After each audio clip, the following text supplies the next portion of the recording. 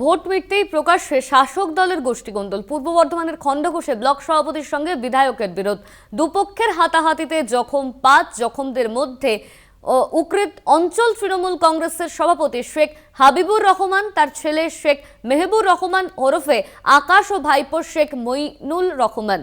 মেহবুবের অভিযোগ, তারা খণ্ডঘোষের বিধায়ক নবীন চন্দ্র বাগের অনুগামী। সেই কারণেই ব্লক তৃণমূল কংগ্রেসের সভাপতি অপার্থিব ইসলামের নির্দেশে তার অনুগামীরা আক্রমণ করেন। আরো বিস্তারিত জানবো, আমাদের সঙ্গে রয়েছেন আমাদের প্রতিনিধি চন্দন সেনগুপ্ত। চন্দন, ঠিক কি ঘটনা ঘটেছিল?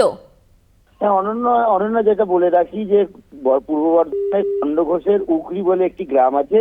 সেই উকরি গ্রামের যে অঞ্চল সভাপতি আছে, তিনি গতকাল রাত্রি ৯টা নাগাদ তার ভাইপো, ছেলে এবং আরো দুজনকে নিয়ে যে বাড়ির বারান্দা আছে, বারান্দায় বসছিলেন।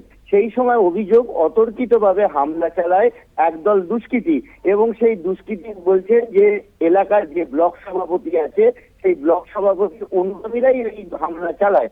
এরপর তাদেরকে জখম অবস্থায় বর্ধমান মেডিকেল কলেজ হাসপাতালে ভর্তি করা হয় ৩ জনকে, এবং সেখানে জানা যায় তাদের মধ্যে যে অঞ্চল সভাপতি আছে তার ছেলের অবস্থা আশঙ্কাজনক, এবং দুজনকে ভর্তি রয়েছে, তাদের চিকিৎসা চলছে। জানা যাচ্ছে দীর্ঘদিন ধরেই ওই এলাকায় ব্লক সভাপতির সঙ্গে বিধায়ক নবীন চন্দ্র বাগের একটা সমস্যা চলছে, এবং যার ফলে কিন্তু গতকাল রাত্রিবেলা এই ঘটনা এমনটাই দাবি করছেন ওই অঞ্চল সভাপতির ছেলে। ধন্যবাদ তোমায় চন্দন, আমাদের সঙ্গে ছিলেন আমাদের প্রতিনিধি চন্দন সেনগুপ্ত।